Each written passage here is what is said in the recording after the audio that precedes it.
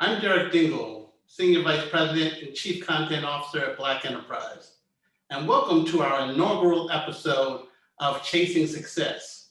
With me today is Brian Lamb, the Global Head of Diversity and Inclusion at JPMorgan Chase.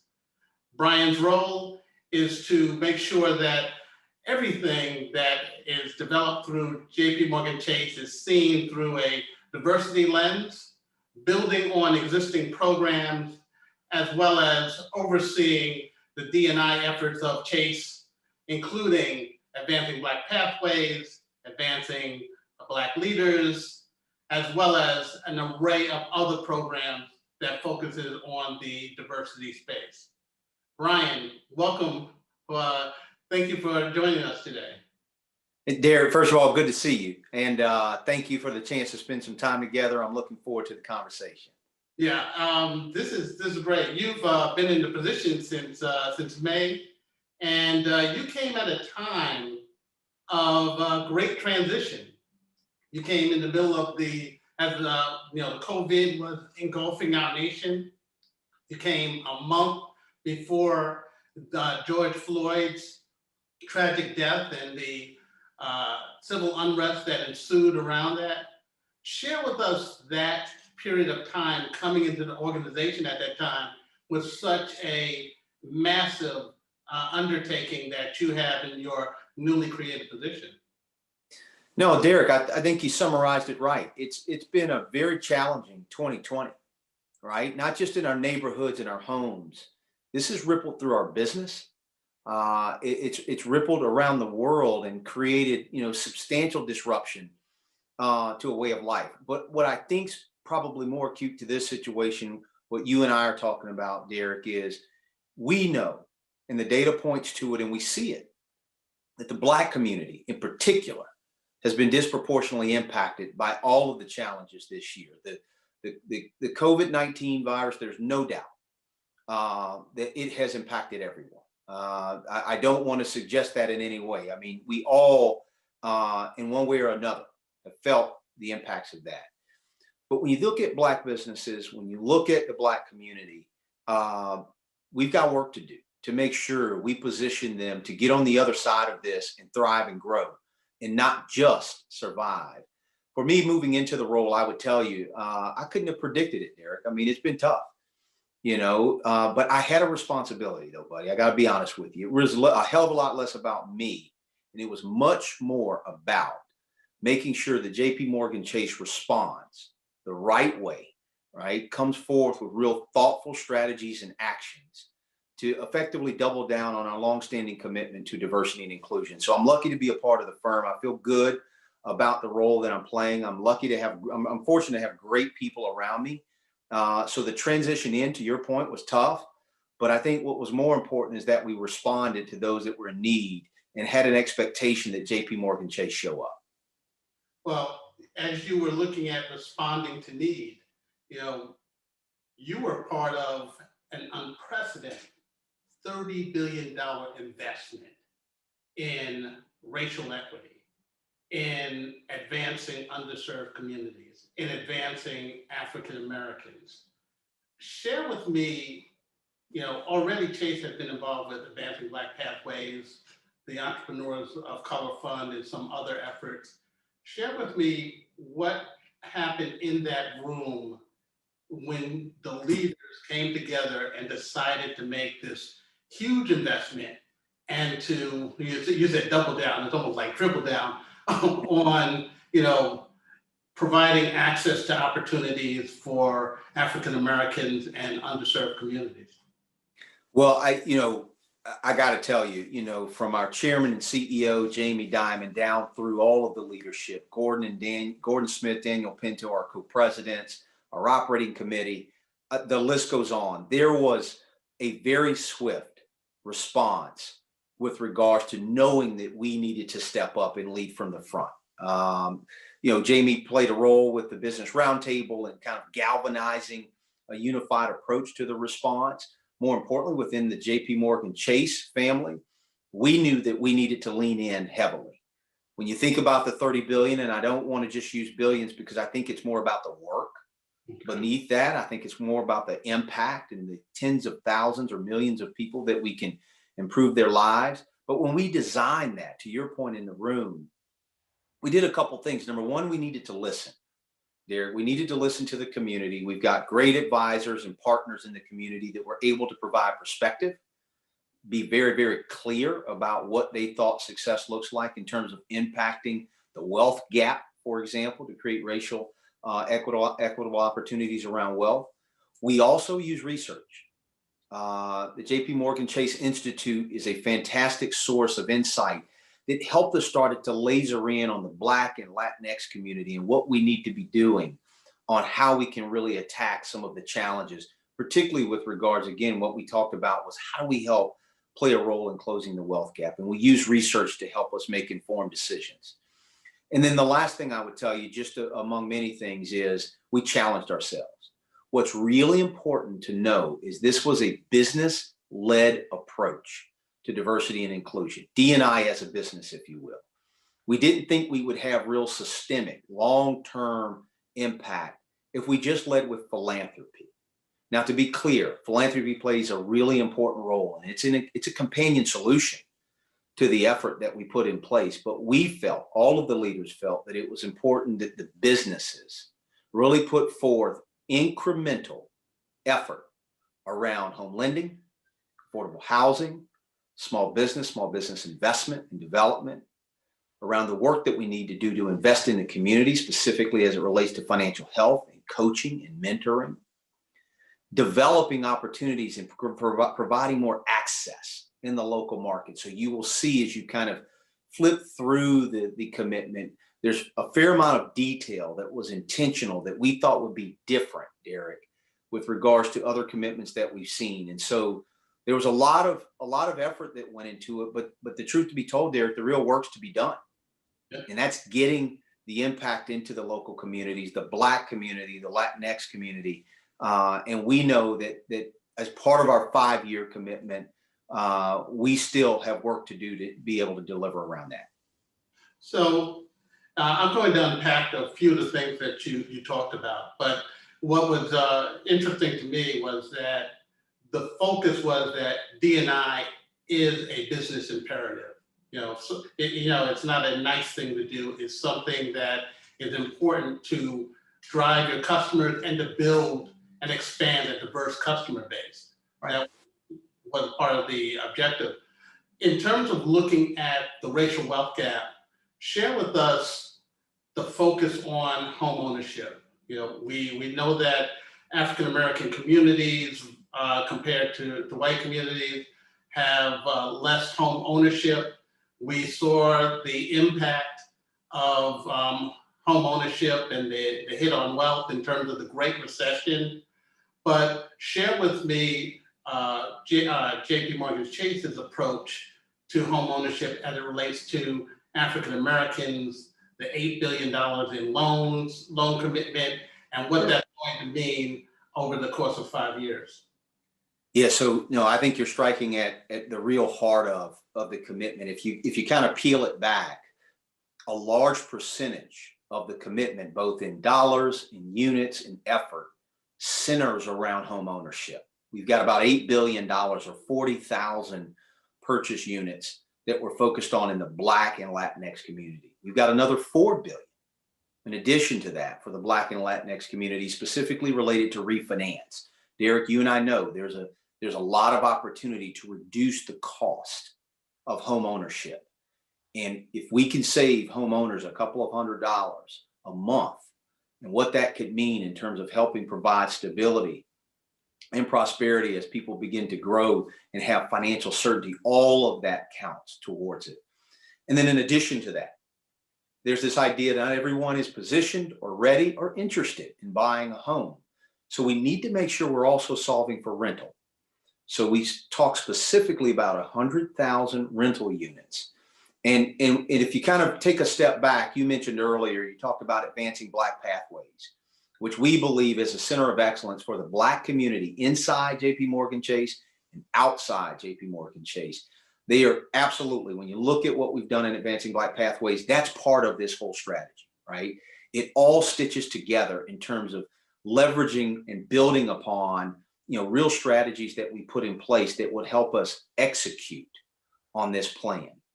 With regards to home ownership, what's important, we know, and the data would tell us, that you probably got to go back to the 1960s to where you saw home ownership levels for the Black community at this rate, right? And that's a long time ago, and it's disappointing and it's discouraging unless you really go and do something about it. And so we believe leaning in pretty heavily around home ownership, Derek, does strike at the heart of what is a racial wealth gap, where we know 70 cents on the dollar for the Black family relative to a white family. And this is just research that has been very widely distributed. We think there's an opportunity to close that gap. We believe one of the most important ways to do that is to create access to home ownership. Small business, I would tell you, is right there as well. We know entrepreneurship is very important. Black entrepreneurs play a critical role in the future of wealth accumulation and wealth transfer. And so we also think about that as well. So we'll hopefully, Derek, have a chance to talk a little bit about small business, the role it plays in the Black community and ultimately in society as a whole in terms of creating GDP growth, economic inclusion. We believe home ownership and small business, that's a reason we leaned in pretty heavy on both of those. Yeah, I'd love to talk about it right now. As you know, entrepreneurship is core to Black enterprise amongst our other areas of wealth building. When you look at African American small businesses or businesses, 95% are sole proprietorships or partnerships.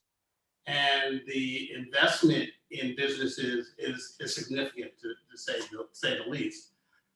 In terms of the plan, is the focus also to look at how to help Black firms scale and grow? Because I know another part of your area and another part of your portfolio is global supplier diversity. And at this point, there are companies that don't have the size and the bandwidth to serve as suppliers for large corporations. So please share with me the investment in small and Black-owned businesses, and then two, the emphasis on scaling up to gain size and scale so that you can realize greater opportunities and employ actually more African Americans, since Black businesses tend to employ African Americans as part of its employee base. Derek, listen, I think Black enterprise is just, if anyone, a signature example of what highlighting entrepreneurship in the Black community is all about. And so, I think it's spot on as we thinking about, chasing for business. The work that Black enterprise has done, frankly, is a model for us to really be thinking about holistically. At JPMorgan Chase, when we talked about in our commitment, small business, there's a $2 billion commitment that's specifically centered around using our own balance sheet, right? Lending money, 15,000 loans over and above our current run rate with businesses, with Black and Latinx businesses. It also includes, and this is important, Derek, building on our partnership with a network of CDFIs that we have confidence in, that can deploy that capital into the local markets, that can put that capital to work in the Black community. I don't want to abandon that. That's a very important part of the strategy we believe that works, that we're going to continue to scale. In addition to the $2 billion, Derek, we think about supplier diversity. So let's call those business partners. These are businesses, Black businesses, that have the ability to do business with JPMorgan Chase in a thoughtful way. So how are we thinking about that? That's over $750 million between Black and Latinx businesses that we want to spend over the next 5 years. Okay. Couple things we think about. Number one, we've got to go look at our processes, Derek. That was something that you mentioned earlier around, hey, what did you work on this summer? Was really looking at our processes to identify, onboard, deliver the right equitable experience for Black businesses as they try to do business with JPMorgan Chase. Capacity building, right? Helping them identify whether it's related to cyber, controls, bonding capacity, all of the typical roadblocks that can get in the way of doing business with a big firm like JPMorgan Chase. we're starting to think in front of that and predict where those challenges might arise and be able to work with businesses to help get them through the process. And then in addition to that, we know at the end of the day, we've got to create a competitive environment. And so we're providing more transparency to our business owners within the firm, right? Folks that run the businesses, that are spending the money, giving them a line of sight in terms of their opportunities in advance, being able to plan ahead in terms of when they might have RFPs or different opportunities to bid out work, and also have a line of sight when they've got a great slate of diverse businesses to partner with. So there, I'm throwing a lot out there, but my point around process, enhancing the way that we do business, we believe will create equitable opportunities. And that scale you described, that's all about as we work with businesses and help pull them through our process. They can do business with JPMorgan Chase. We know they're prepared and able to do business with Fortune 500 companies all over the world. And so that's how we think about our role, our process, and the impact that we ultimately want to have. The $750 million that we'd like to spend with Black and Latinx businesses over the next 5 years is across a wide range of categories as well, Derek. So I think that's important to mention. It's not just real estate related. It's not just marketing related. You know, our partners in legal, our partners in technology, partners around the firm that are spending money, we are thinking about how everyone can play a role in distributing that capital. So it's expansive in terms of the reach and in terms of the engagement of African-American entrepreneurs and others who've been traditionally underrepresented. So in terms of the current environment, COVID-19, is there a plan to help these firms also innovate? Because as you discuss growing these firms, investing in these firms, we've also seen through COVID more than 40% of Black companies' doors being closed, shut since February.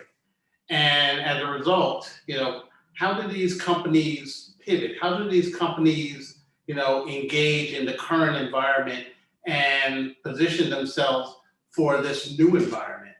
Is Chase playing a role in advising and providing guidance in that area as well?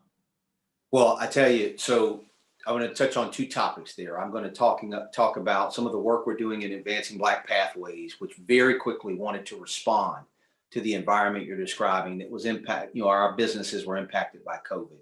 And then I also want to mention some of the work we're doing around upskilling our own employees and outside the firm. Derek, I do believe when you think about the future of work, we should talk about that. So let me start with advancing Black pathways and the work that we stood up very quickly this summer around advancing Black entrepreneurs. Okay. And this work around advancing Black entrepreneurs, I'm sure you'll appreciate, Derek, how important that was, because number one, we needed to be sensitive to the COVID environment and how it was putting real pressure on businesses with regards to cash flow, the decisions they needed to make with agility to respond. So we did a couple things in advancing Black entrepreneurs. Number one, we brought some of the best leaders in the country, best partners together to help us talk to Black entrepreneurs to provide advice. And so that's a big part of the program. Additionally, we wanted to provide resource and tools. So if you go on to our Advancing Black Entrepreneurs website, you can see the programming and the tools and resources that we're looking to provide to Black entrepreneurs as they start to make decisions so that they not only can survive, but thrive on the other side of COVID. And then thirdly, we wanted to highlight success stories. In many cases, and I think Black Enterprise has done a fantastic job around this, is showcasing where Black businesses have done exceptionally well managing through crisis and challenge, and ultimately have become success stories in creating jobs, economic growth, and being built to last into the future. And so we wanted to take a page out of the Black Enterprise book around showcasing Black businesses and highlighting stories that ultimately should inspire and educate other Black entrepreneurs. So as we thought about COVID, Advancing Black Pathways really wanted to be a leader around those types of insights. Another topic I'll just touch on, Derek, briefly is upskilling. I do believe as you think about our individual employees, we've got over 260,000 employees in the firm. many of which, of course, are Black employees around the world, in fact.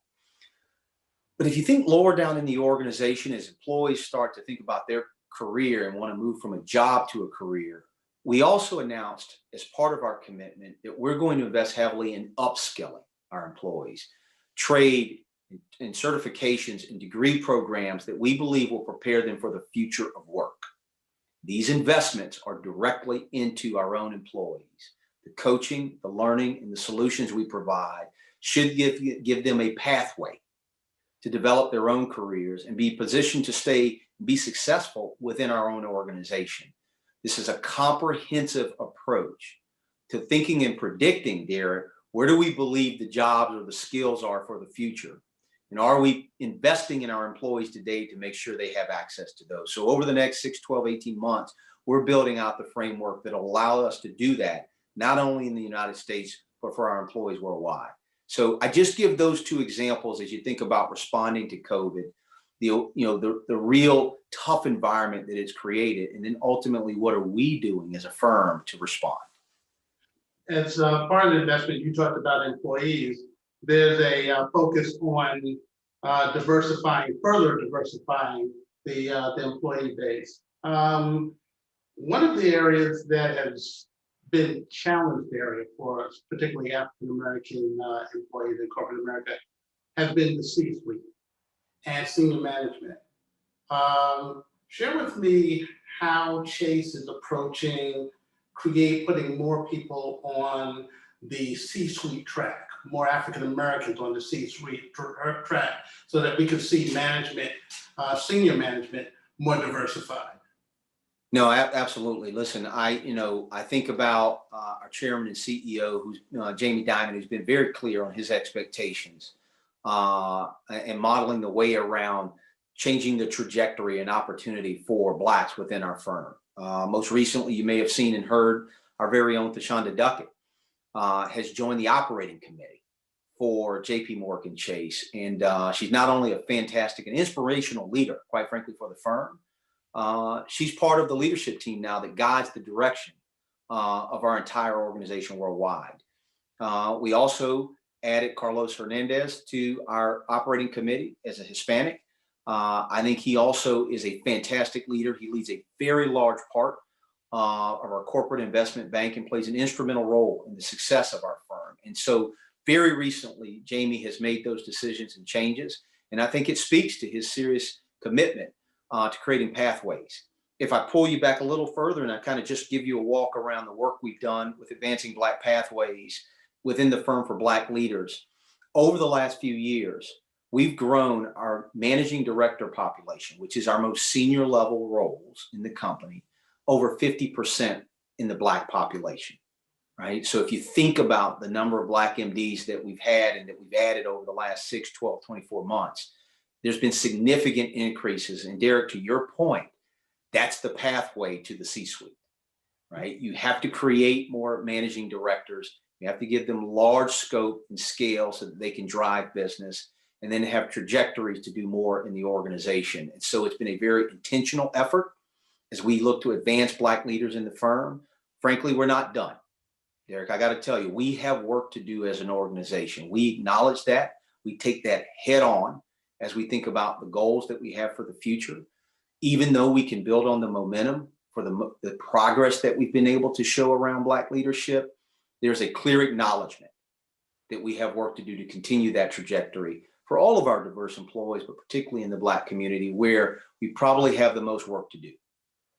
So someone coming into the organization, an HBCU student, when they see that managing director, when they see a Tashonda Duckett, when they see you, that it communicates that they can advance within the organization and reach that C-suite, and maybe even higher, higher positions within the organization. So you look, it's there's a age-old phrase like you people want to see the possibilities.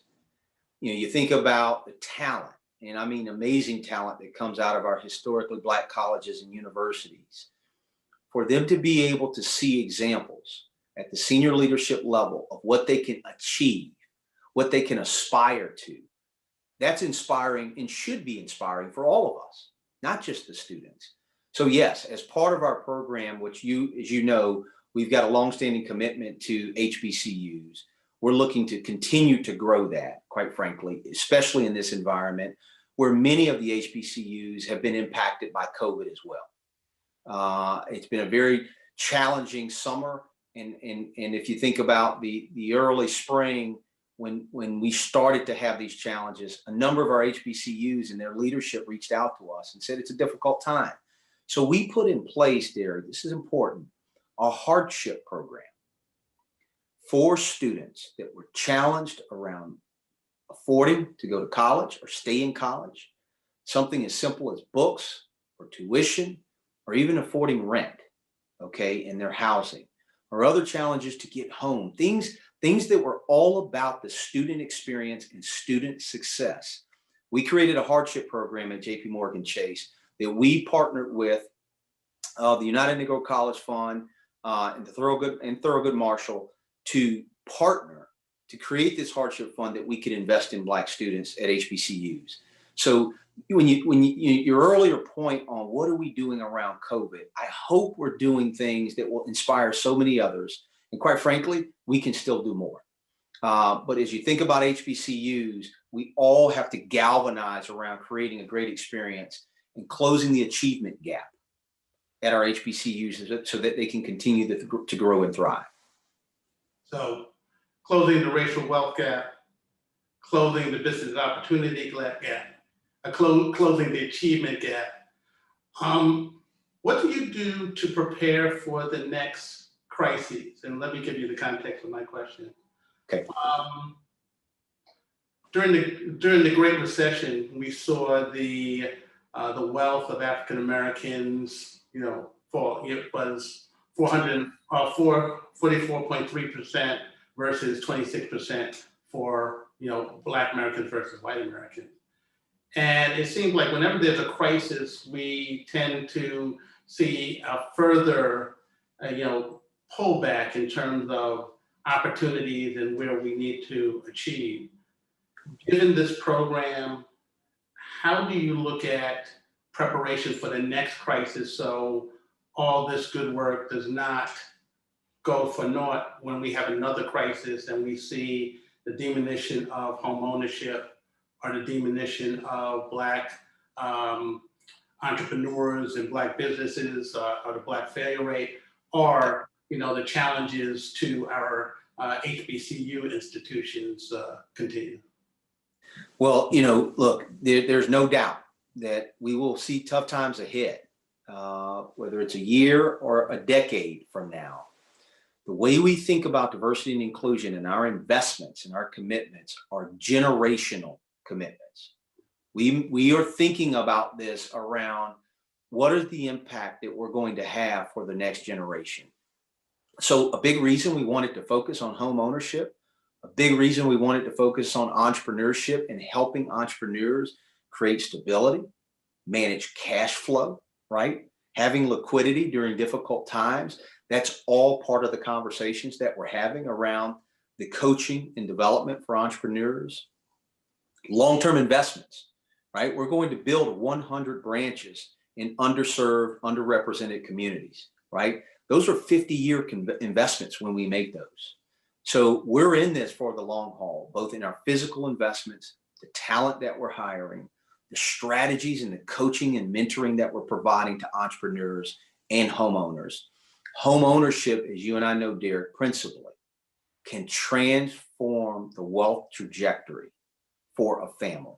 So as we can get individuals into their homes, reduce their cost of home ownership, we believe these are all principal fundamentals so that the strength of the Black family, the strength of the Black community is better positioned when tough times come. And look, there is no doubt that we will all have to rally together again when challenges come forth. But we would like to be better prepared. We'd like for there to be more equitable opportunities when those challenges arise. And that's a lot of what this is about, is being prepared for the future and the next generation. Well, the last question I'd like to ask you is, this is a personal passion of yours. this is a personal mission of yours. Ever since you've been in Cincinnati or other positions, when we see the conclusion of this program or the continuation of the program in 5 years, what would you like to see? What is the end game? How would you like to see all of this manifest itself? Yeah, well, I was talking to some of our top leadership about the commitment before we launched it. Our path forward. It's what we talk about, is our commitment is the path forward. And I principally said, when the day is done, when we are judged, when those look back and look at our effort during this time of need, during this time of crisis, what will they say? Derek, what will they say JPMorgan Chase did to do its part in more than its fair share to create equitable opportunities? What will they say about my leadership in advancing Black pathways? What will they say about the work that we do in our local communities with our nonprofits and our CDFIs? What will they say for those that we brought into the firm? Have they been positioned to advance over the next few years? There's this list of considerations around what will they say, and ultimately what will our legacy be? And so I go into this with that lens.